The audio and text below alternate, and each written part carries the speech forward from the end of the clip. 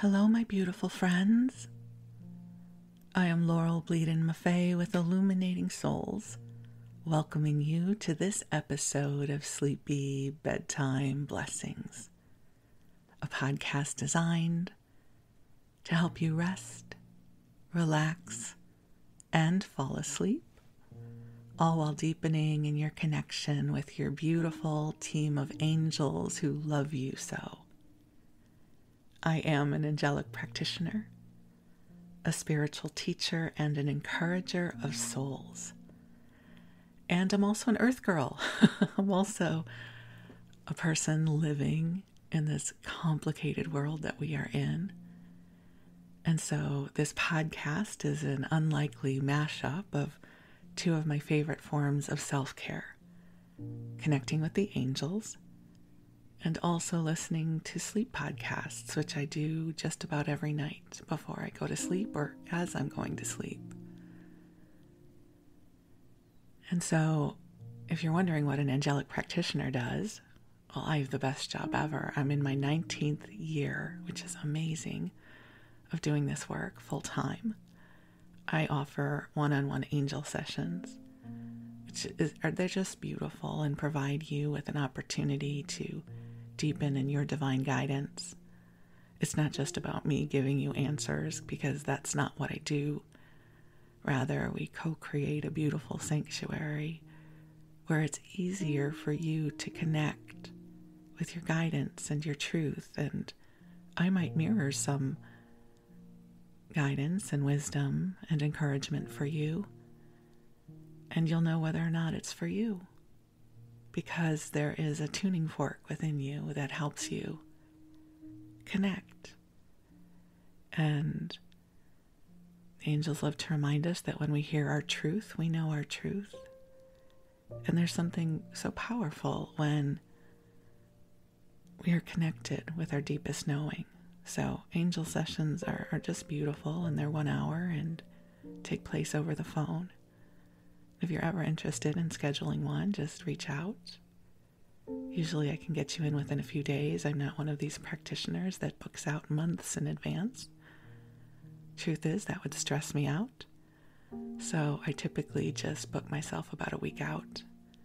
And I don't deal with such a large volume that it's hard to see me. And also what I do is I offer a variety of classes that will inspire your spirit. I offer something new about every 6 or 8 weeks or so. And I do everything from a business mentoring group for other soul-inspired practitioners to classes that help you connect with your intuitive gifts and also your creative spirit.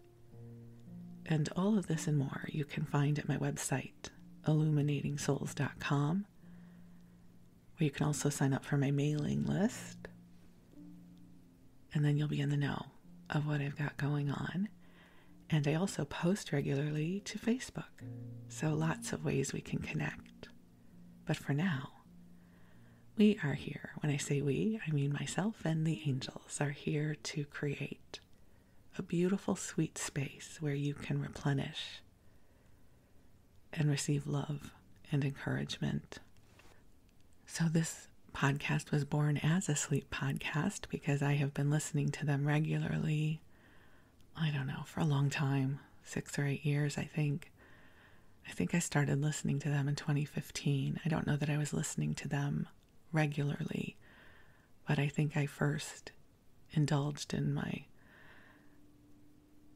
inaugural experience of a sleep podcast in 2015. I was at a sleepaway camp called Soul Camp, where I was a facilitator, and I was having trouble sleeping, and I knew about a sleep podcast called Sleep With Me by Andrew Ackerman, and so I started listening to an episode, and it really helped me drift off to sleep, because what I found, and almost what I connected with along the timeline of my life, is that very sweet experience of drifting off to sleep while there is sort of a quiet, soothing voice murmuring kind of off in the distance. because I have a really positive association with that. Because growing up, my sister and I, we had our bedroom on the second floor, and so often as we were put to bed, our parents would be downstairs and they would be listening to the television, watching TV, or talking to each other, and there would be this beautiful sense of safety and comfort, hearing the sound of the TV or their voices downstairs as I was drifting off to sleep. As an adult, more often than not, I would fall asleep with the television on. So again, I have a long history with falling asleep with some ambiguous noise in the background, and I found sleep podcasts to just be the most wonderful thing. And there's a lot of them I listen to now. I listen to Night Falls and Sleepy and Get Sleepy, and one that isn't meant to be a sleep podcast, and it's the one that I usually use at 3 a.m. if I've woken up and I can't go back to sleep. It's called the History of English podcast, and it's not that it's boring. Like, I'm not recommending it as a sleep podcast because it's boring. It's actually fascinating about the development of the English language, and the gentleman who produces it. Each episode is so wonderfully researched, and he makes it compelling. But there's something about the timbre of his voice and the density of the material that if I'm awake at 3 a.m., it gives my waking mind something to focus on that isn't going to get my mind rambling. You know, if I'm listening to a different kind of podcast that I actually want to pay attention to, my mind starts doing gymnastics, right? Because we start engaging with the content. And for some reason, this particular podcast, it's fascinating, and it gives me the bridge that I need to fall back asleep. So it's fascinating, a fascinating podcast. I highly recommend it. So a few years ago, I decided to add my voice to the inventory of voices that are helping people fall asleep. And also what I have discovered through you, our beautiful listeners, is that many of you listen during the daytime. And the stories I tell and the episodes I craft support you as you go on your walk or go about your day. So whenever you are guided to listen, I welcome you here. And I am grateful for an opportunity to love and support you and keep you company for the next hour or so. So each episode runs about an hour, and that's on purpose because as a listener of sleep podcasts, my preference is episodes that run about an hour because it gives me plenty of time to drift off. So typically how an episode is set up here is the first 20 minutes or so, 15 to 20 minutes, I ramble like I'm doing now, and hopefully I bring forward something that might inspire you, and I bring in the angels. And then we move into story time.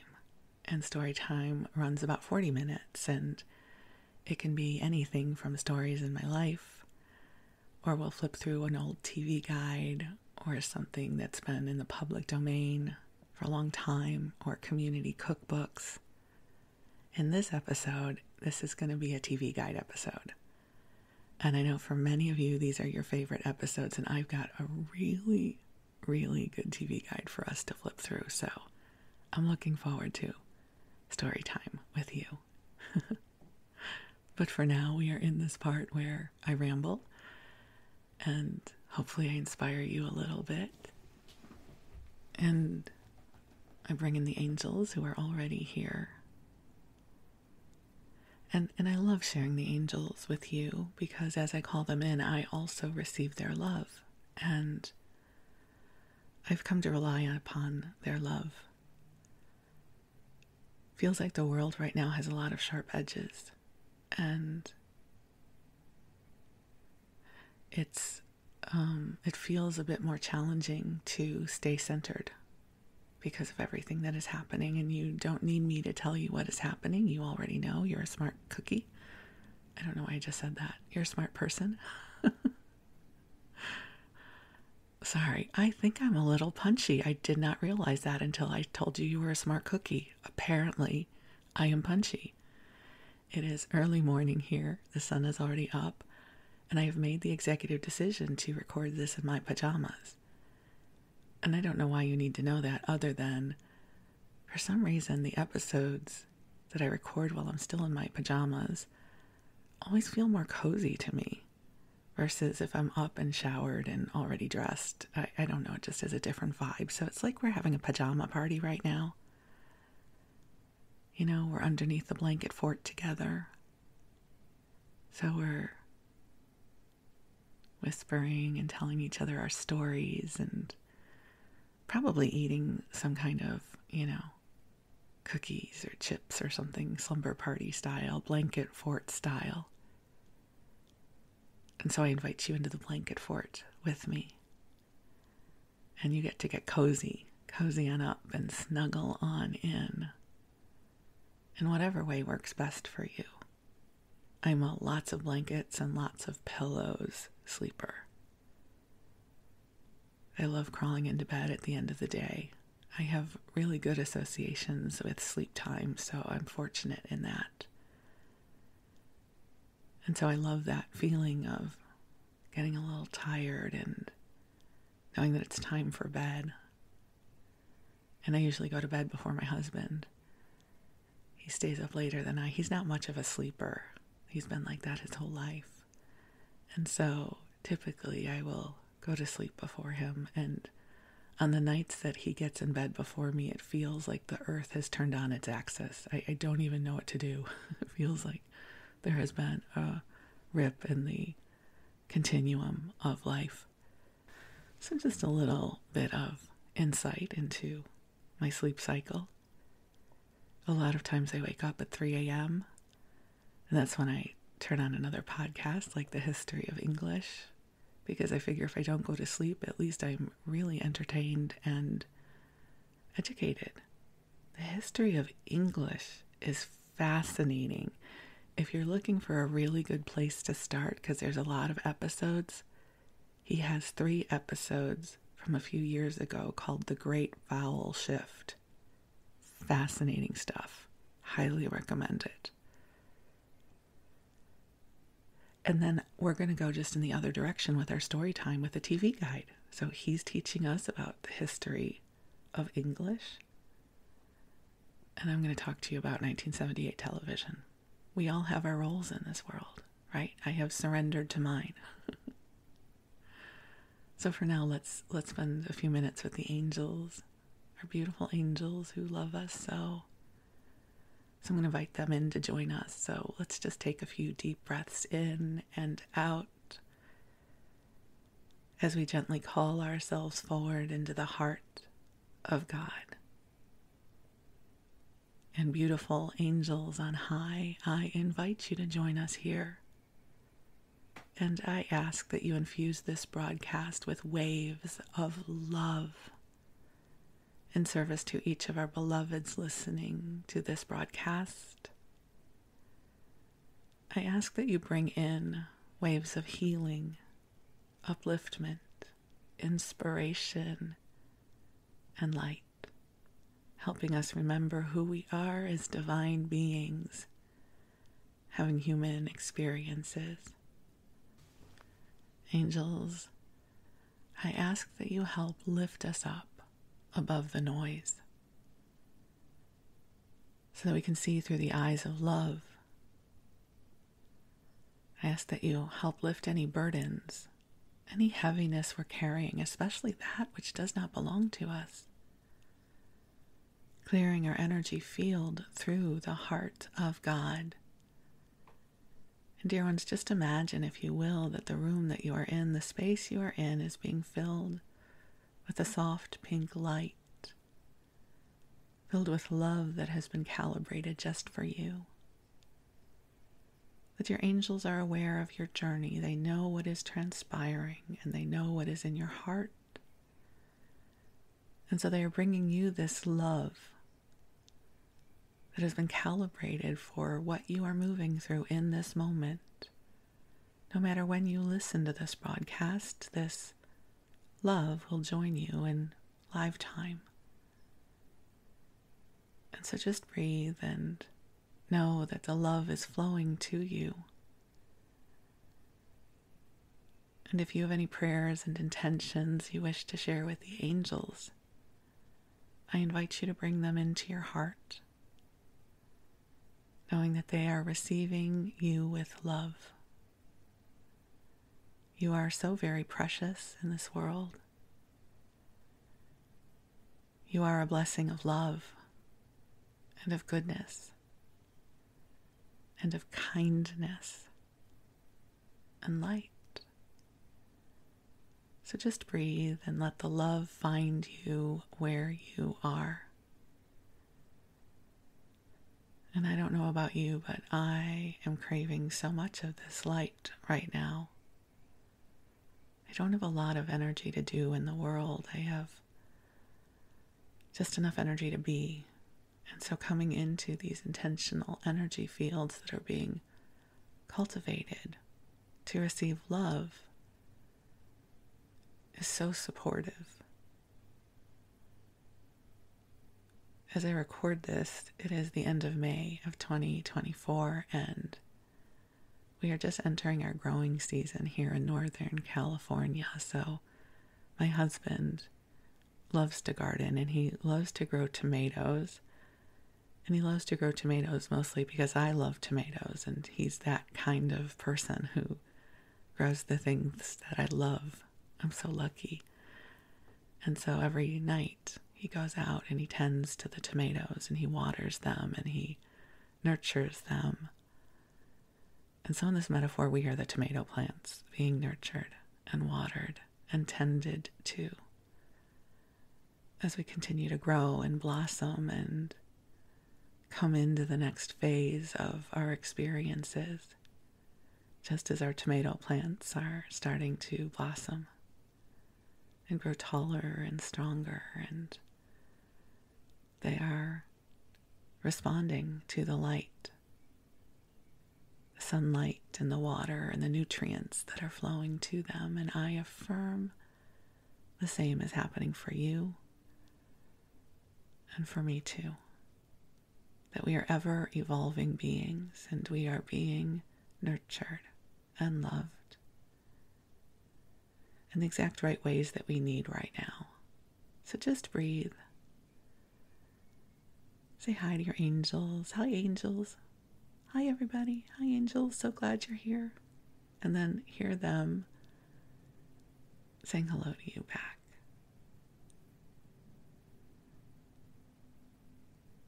So much love is flowing through for you right now. And I'm so grateful that I get to share it with you.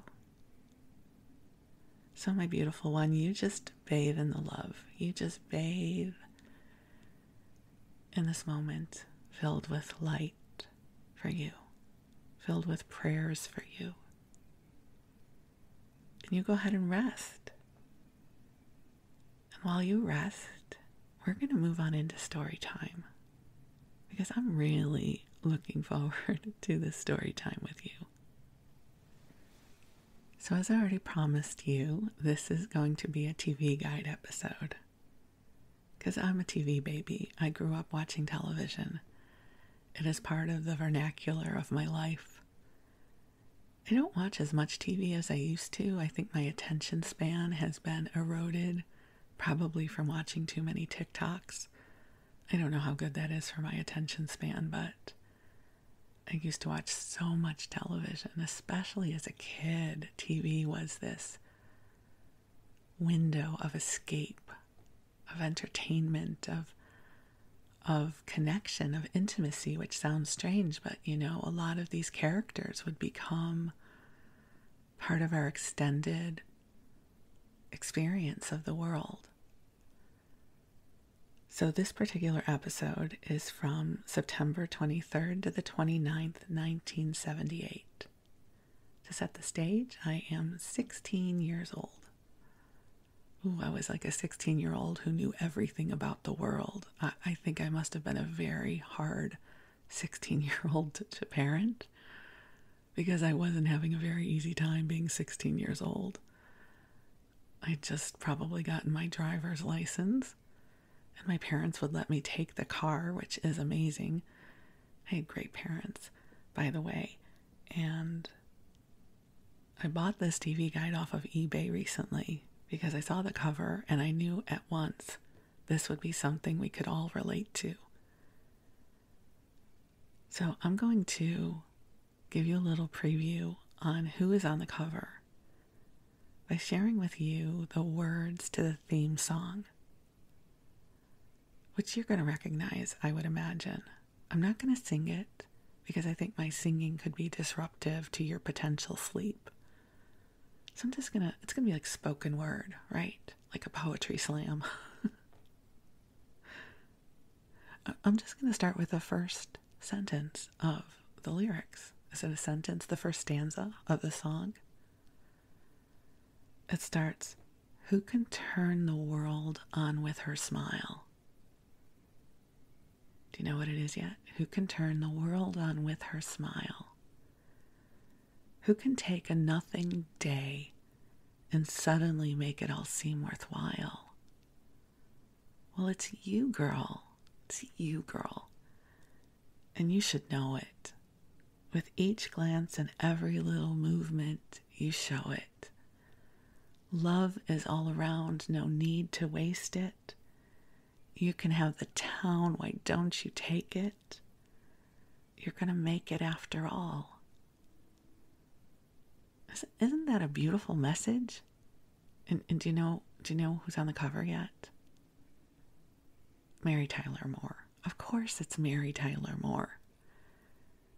And the thing that I have not done yet is flip through this TV guide, but I realized this morning as I was getting ready to record this episode that this is actually dated after her sitcom went off the air. So this must be an article about life after the Mary Tyler Moore Show, because Mary Tyler Moore Show ran from September 1970 to March 1977. I looked that up. Just don't be too impressed that I actually knew that. I'm not that much of a television geek.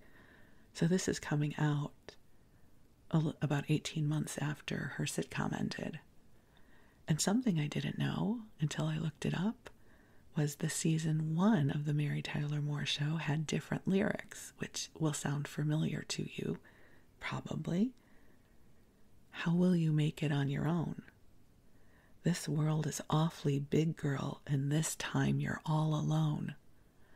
Isn't that kind of dismal? Like, I didn't know it was that dark, the theme song.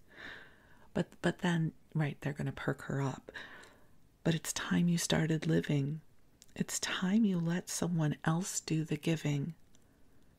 And then it goes back to love is all around, no need to waste it. You can have the town, why don't you take it? You might just make it after all. So season 1 is like, how are you going to make it on your own? The world is big and you're all alone and you might just make it. Like, okay, maybe you will. I don't know. It's a big world. You're all alone. Like, what a terrible message. So, of course, they changed it in the second season. So, you're turning the world on with your smile. You're taking a nothing day and suddenly making it seem worthwhile. Well, it's you, girl. And you should know it. You're going to make it after all. So, they go from kind of, wah wah, season 1 theme song to season 2 and throughout the rest of the show, the series, of a much more uplifting message. Isn't that interesting? I didn't know that. I seem to recall there were different lyrics, but I didn't read them out loud until this morning. And I thought, oh, well, that was not an encouraging theme song. The world's a big place and you're all alone. And you might make it. I don't know. Maybe you will. But throw your hat up in the street and maybe you'll catch it. And There won't be a car whizzing by. So, yay for season 2 of the Mary Tyler Moore theme song.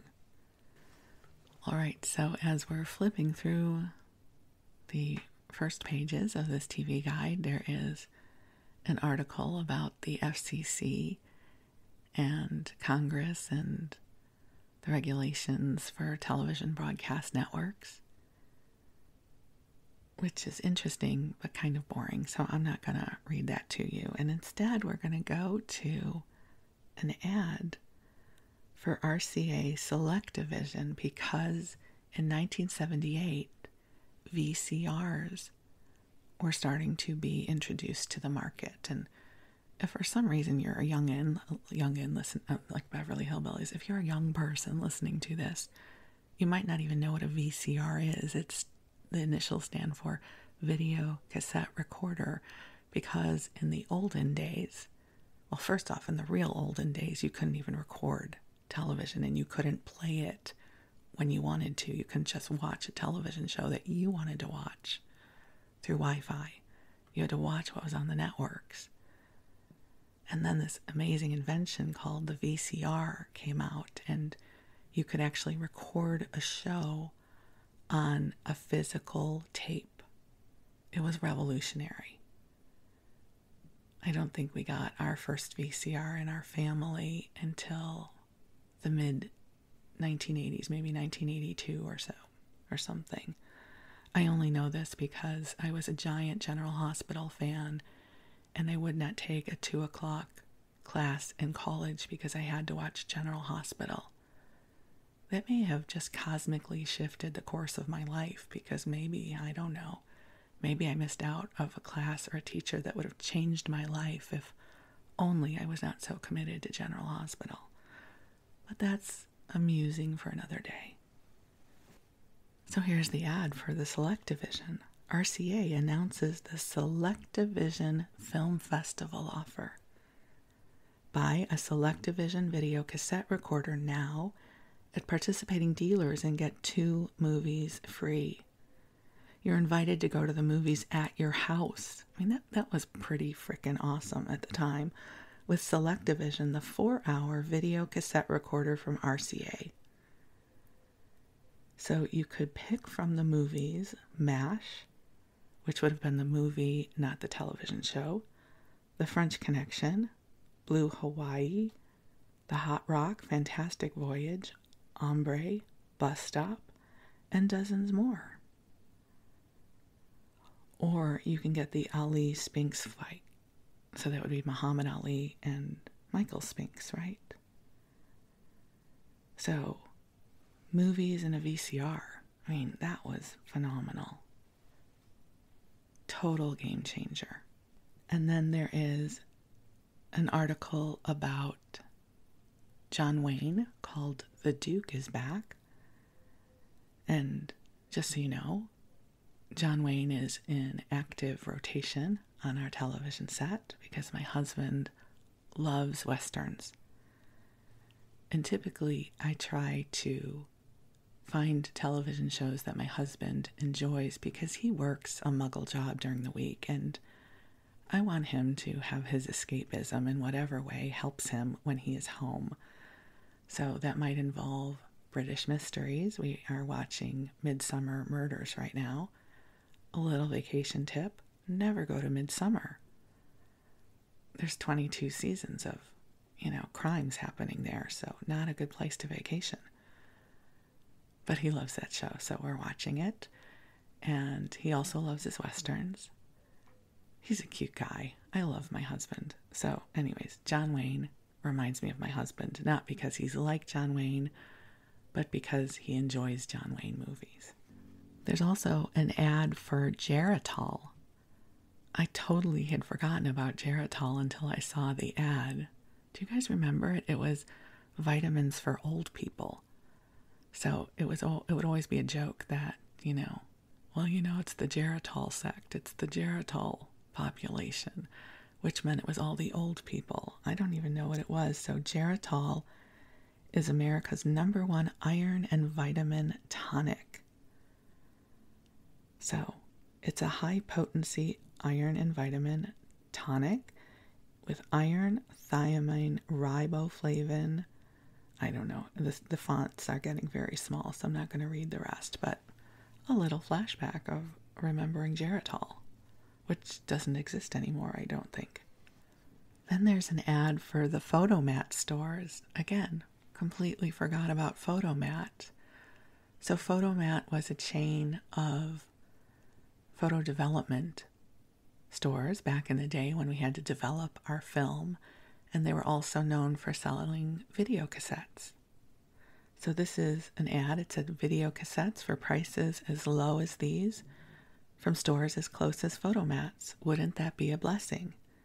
So a beta tape, a 30 to 60 minute tape, was $10.95.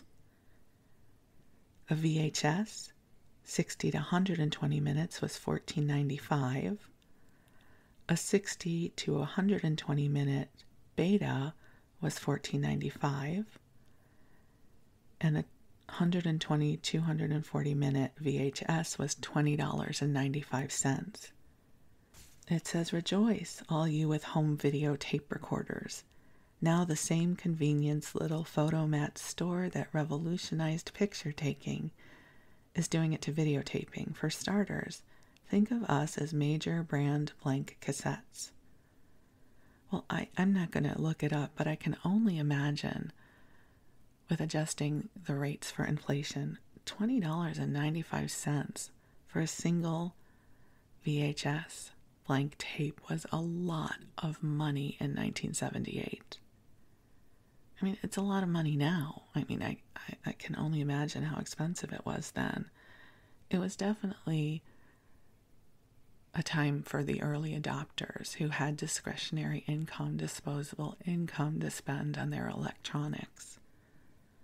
But it was the start of a revolution that would change the way we consumed our television. Just as an aside, we were a Betamax family because I had read somewhere that it was a superior picture quality, but Beta would lose the war to VHS. So we start off with Saturday morning television. I don't know why I'm sharing this with you. The very first show at 6 a.m. has a title called Man Builds and Man Destroys. Wow, like that's a powerful title for a Saturday morning. The subject matter is efforts to preserve such examples of cultural heritage as its historic sites and established neighborhoods are reviewed in this program. And then, of course, Saturday morning is all about the cartoons. Now, at 16 years old, I was not a cartoon watcher any longer, but when I was younger, I was sad because I had to go to Sabbath school, which was a Jewish school, on Saturdays, because we would also go to Sabbath services. And it was a major bone of contention with my mother that she made me go because I wanted to watch cartoons because, I had my priorities straight back then. So after all of the cartoons like Bugs Bunny and Scooby-Doo, now I'm sleeping. I am sure if I am 16 years old, I am asleep until 11 or 12, at which point my parents would probably knock on my door and come into my room and say, "Are you alive?" Like, are you going to wake up? The mystery of the teenage sleeping cycle.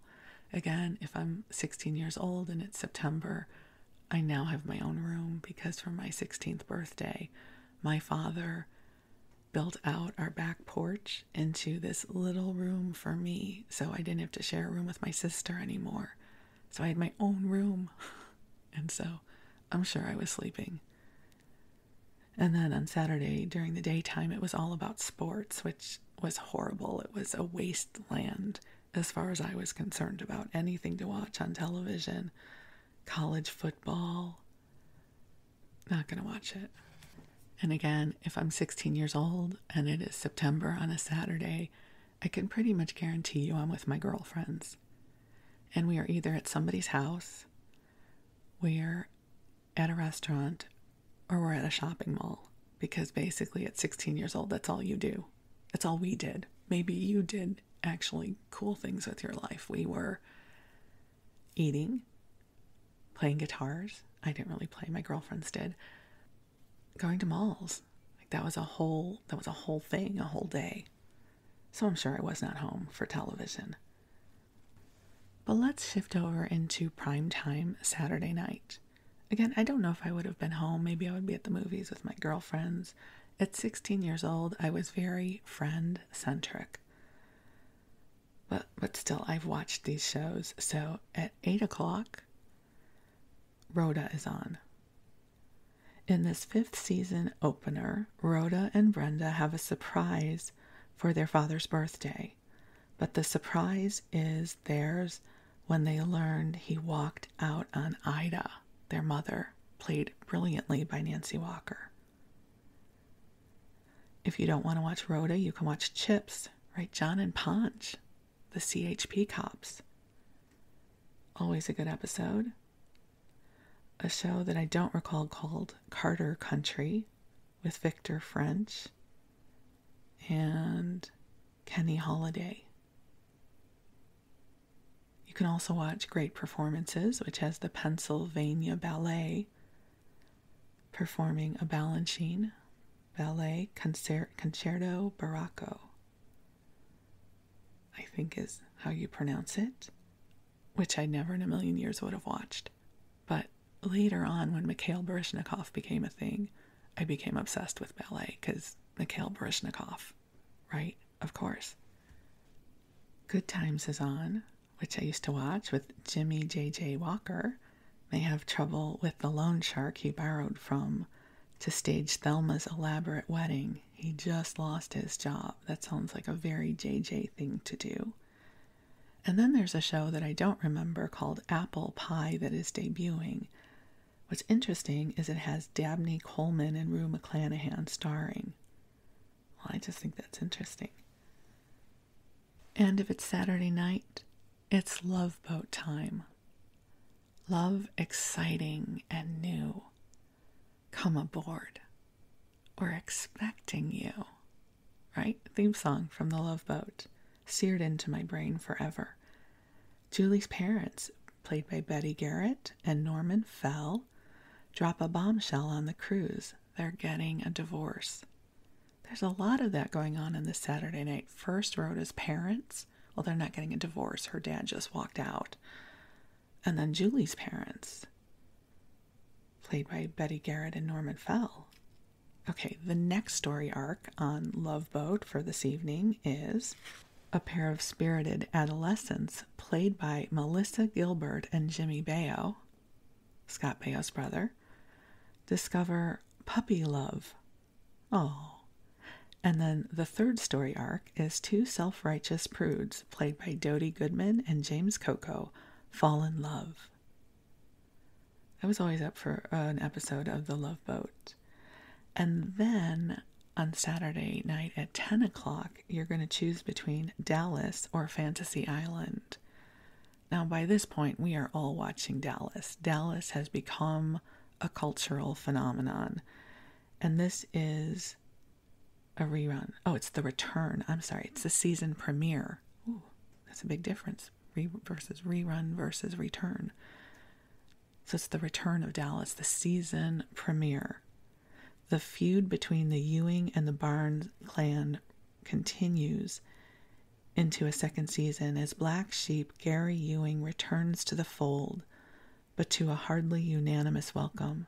First of two parts, of course, with Patrick Duffy, Barbara Bel Geddes, Jim Davis, Linda Gray, and Larry Hagman. Introducing David Aykroyd as Gary Ewing and Joan Van Ark as Val.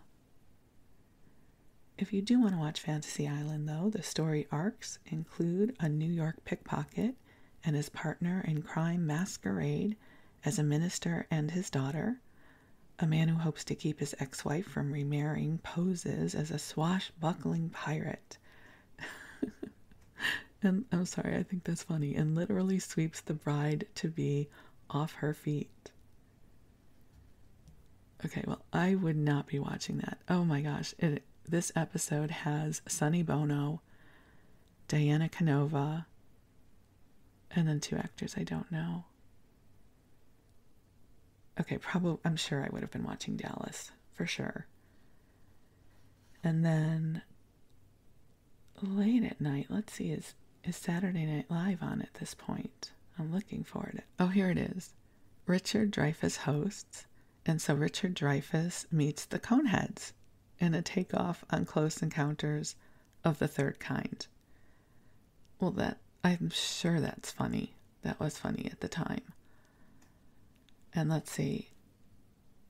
On Don Kirshner's rock concert, Cheryl Ladd is a performer. Jethro Tull, Confunction. Okay.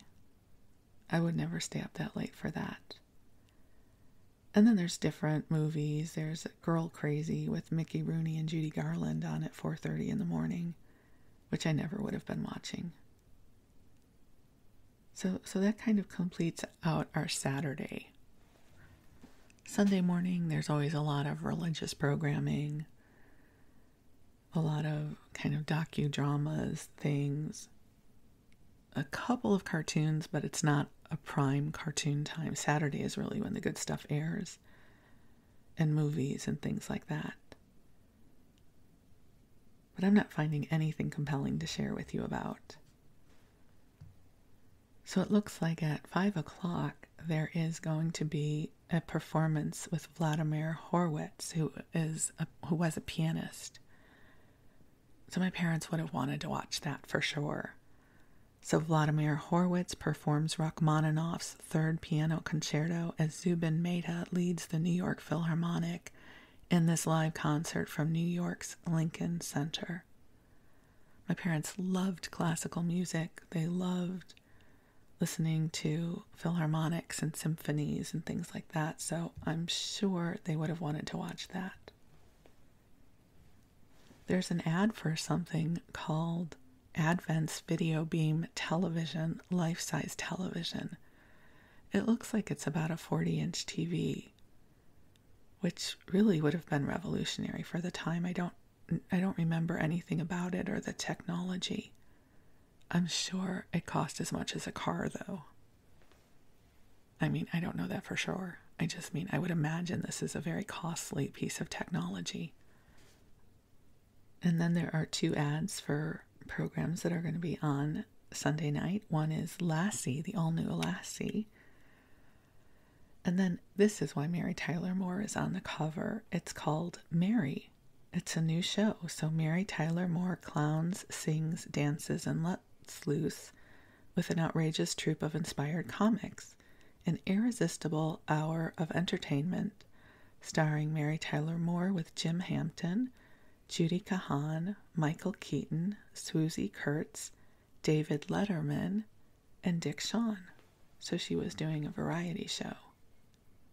Oh, on the World of Disney, they're going to be showing the Shaggy DA, which is a sequel to the Shaggy Dog.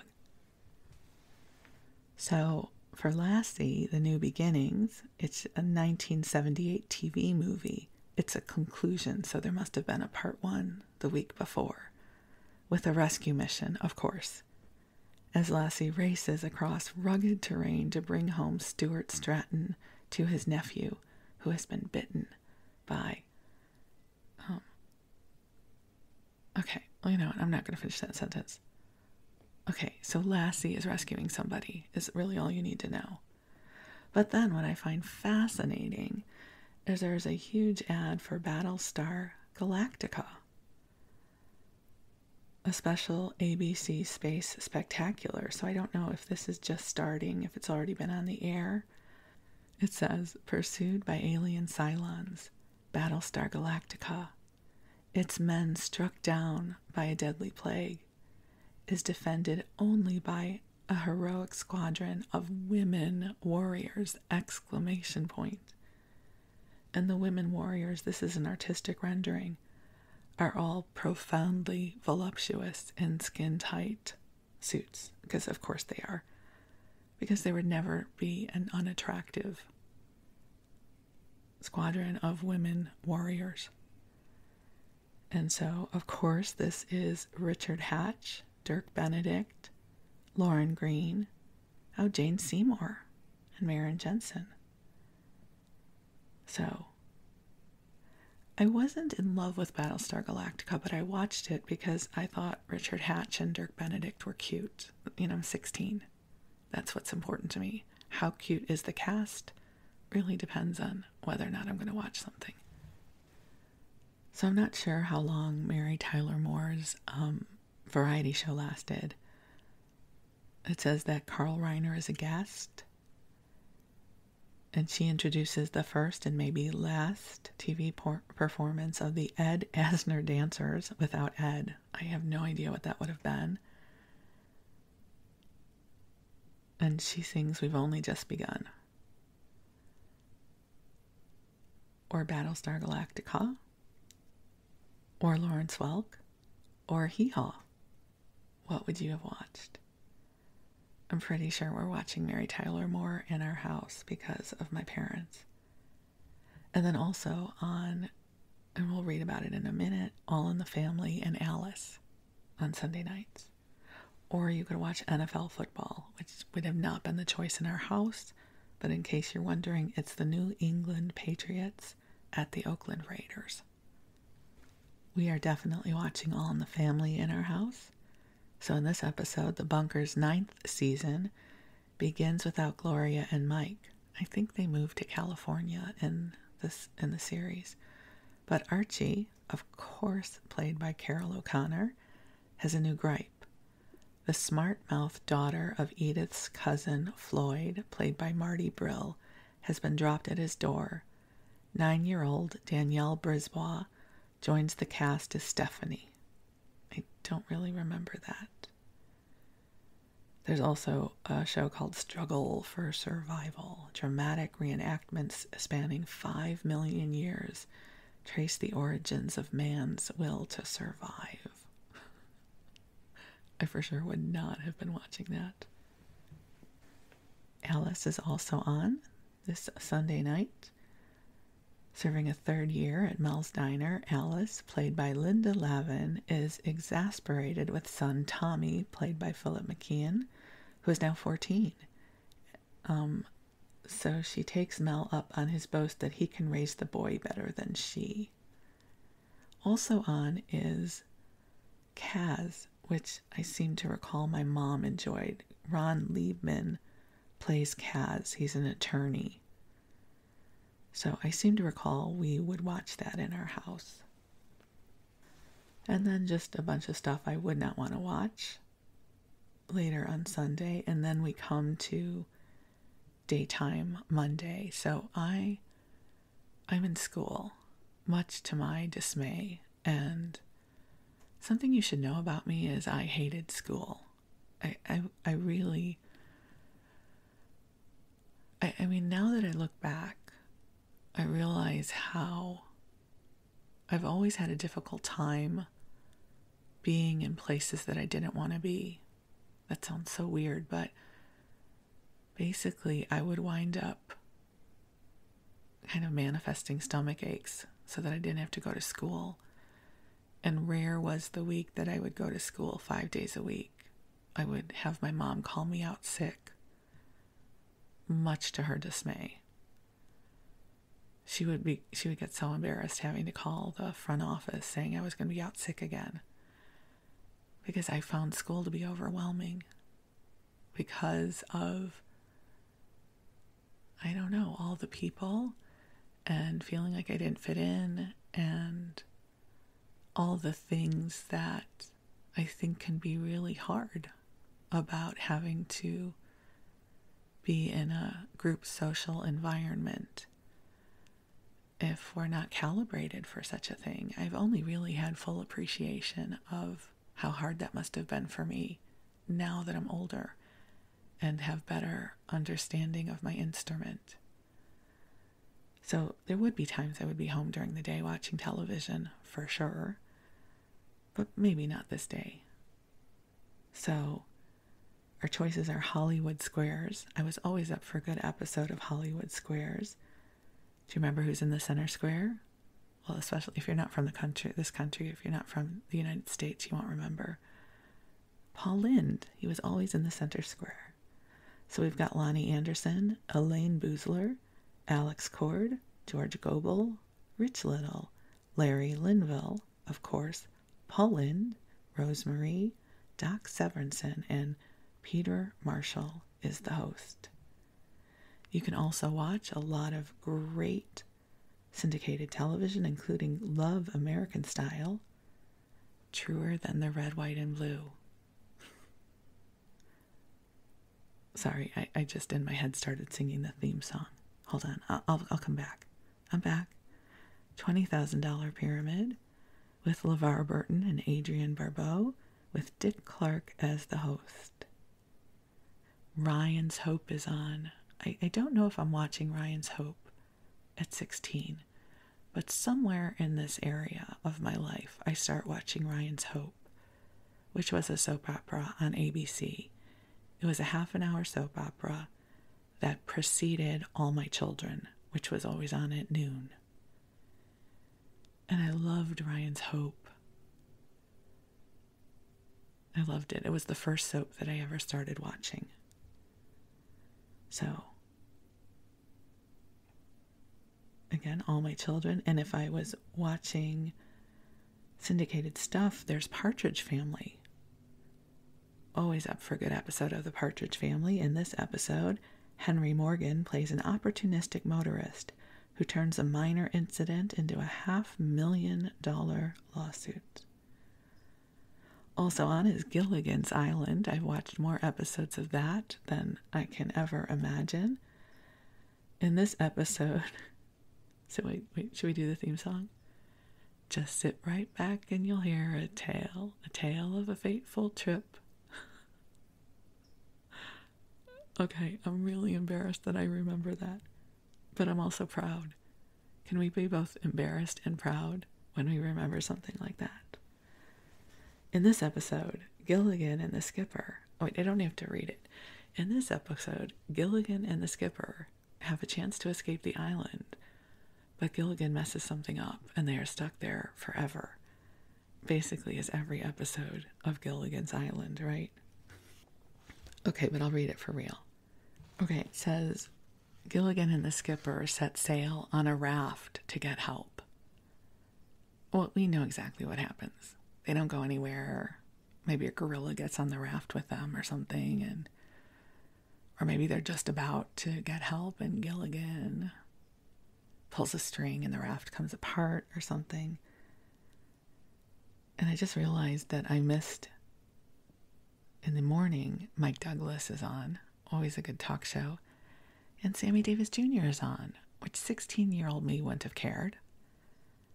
But later, in my 30s, I would have a real appreciation for Sammy Davis Jr., and I would have wanted to watch that. And then we have a bunch of syndicated programming, including MASH. I watched many an episode of MASH. In this episode, Hawkeye feigns mental illness to wrangle an R&R in Tokyo. Oh, this is the golden age of television. You know why? You know it's on? I'll be so embarrassed for all of us who watched it. The Gong Show. It was horrible. And I watched it. Not religiously, I'm just saying it's a part of the tableau of the 70s for me. So in this episode of Mike Douglas, it's from Las Vegas, and the co-host is John Davidson, joined by Sammy Davis Jr., Connie Stevens, Isabel Sanford, and comedian Myron Cohen, and a dance troupe. Or in syndication, you can watch Bob Newhart. Feeling old and unfulfilled, Carol, played by Marsha Wallace, sets out to chart a new course before her ship sinks. So this would be the first Bob Newhart when he's the therapist. Then in prime time, we're going to have an opportunity to watch WKRP in Cincinnati. I thought that was a really funny show. In this one, a senior citizen's protest rocks the station over its new rock and roll format. starring Gary Sandy, Gordon Jump, Lonnie Anderson, and Howard Hessman. And then there's a show called People. I don't know what that was. It says, what's Carol O'Connor up to after hours? How does Christy McNichol get her laughs? Will outrageous Bette Midler get away with her latest outrage? Find out tonight when People reveals these and other sensational stories from Phyllis George. I don't know if I ever watched that. It sounds like something I would have watched. You're also going to have an opportunity to watch The Muppet Show, always great. In this one, Roy Clark teams up with the one and only Muppet Jug Band. And then, well, I know what I'm watching. Welcome Back, Kotter is on. What's going on at Vinny's new bachelor pad? Let's say it all together. Do you know who played Vinny? Barbarino? John Travolta. So the welcome mat says girls only, but the sweat hogs keep showing up. Welcome Back, Kotter. And then there's a show called Operation Petticoat that I don't think I ever watched, but it looks like Randolph Mantooth is in it, who I thought was very cute. And you know what else is on? I'm sure my parents would have wanted to watch this. Verdi's Otello, live from the Met. I just thought it was Othello. It's missing an H here. Otello. So it's with John Vickers. I don't know who he is. I don't know any of these opera singers, but my mom would have for sure wanted to watch this because she loves opera. Loves. I'm sure she still loves it up in heaven. Oh, and we still have MASH in first run. So let's see who's in the cast now. Oh, it's already Harry Morgan.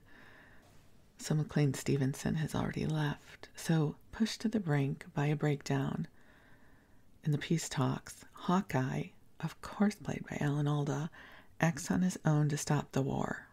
I remember that episode. That was a very poignant episode. Monday Night Football is the Minnesota Vikings versus the Chicago Bears. For sure my parents would have wanted to watch that. So I don't know how television sorted out that night in our home between the opera and the Bears playing on Monday Night Football and MASH and no VCR. There were some hard choices to be made in the Bleedin household that night. Oh, and Lou Grant was on. I loved Lou Grant. If that still streamed somewhere, I think I would watch it.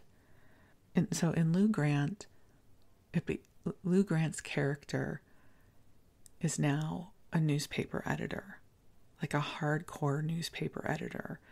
And they took the character from the sitcom of Mary Tyler Moore and put him into this very gritty drama. It was a very interesting transition for the character, but it really worked well, and Ed Asner was fantastic in it. So this is called Lou Grant is the name of the show. If you ever find it somewhere, I recommend it. So this is an episode about medical and journalistic responsibility. It opens with a coincidence.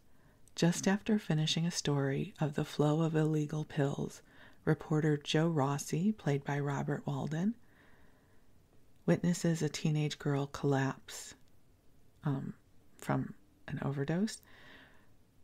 Okay, this sounds sad. So it's about drugs. But I'm sure it's also a brilliant episode. Maybe I'll look it up. Maybe it's streaming somewhere and I can watch an episode or two. And then as we get into late night, we have syndicated stuff such as The Rockford Files or The Honeymooners. Or on Johnny Carson, the guest host is Steve Martin, and the guests are Cheryl Ladd and Steve Landesberg. So lots of things that you can watch. And this is going to bring us to Tuesday morning. And we're also at the end of this episode. So guess what? We are absolutely going to have a part 2 to this issue of TV Guide. I don't know when I'll record it. Maybe the next episode, or maybe 3 episodes from now, but we will return to it, I promise. So in the meanwhile, I send you on your way with Wishes for the sweetest of dreams and lots of love and goodness and light for you. Thank you so much for keeping me company and letting me keep you company as we take our trip into the Wayback Machine to 1978. I love being able to look back and recapture some of these memories from my life, and perhaps it's helping you recapture some of yours as well. So, my beautiful friends, thank you so much for listening, and I look forward to connecting with you again soon. I love you, and thank you.